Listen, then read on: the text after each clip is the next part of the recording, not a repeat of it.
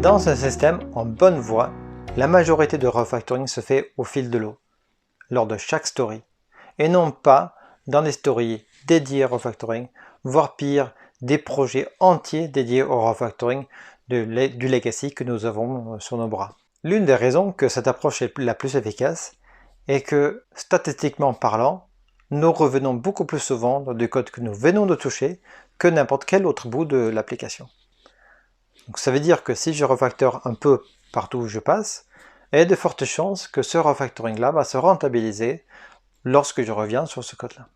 Une autre raison forte que cette approche de refactorer à chaque story est plus intéressante est que nous profitons déjà lors de la story des bienfaits de refactoring que nous venons de faire.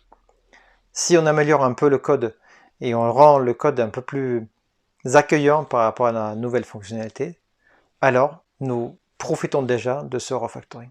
Dans ce mode de travail, il est rare que nous ayons beaucoup de refactoring en fin de story. En somme, nous avons une approche en 3 étapes. Protéger, pour faire un harnais de test, afin de protéger contre les refactoring qui suivent. Puis, préparer, rendre le code plus propre, qu'il accueille de façon élégante la nouvelle fonctionnalité. Et puis, au final, produire en TDD la nouvelle fonctionnalité.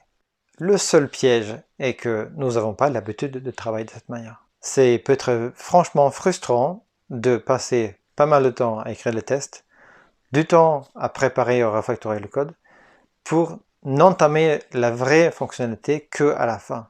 D'habitude, nous attaquons tout de suite la fonctionnalité, puis on refactore peut-être après, et on écrit peut-être des tests après. J'avoue que ce n'est pas naturel, mais d'un point de vue économique, c'est beaucoup plus intéressant d'écrire les tests avant la story.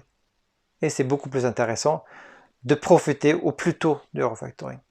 Donc, faisons-nous un peu violence pour que cette approche-là devienne aussi naturelle que les approches dont nous avons l'habitude.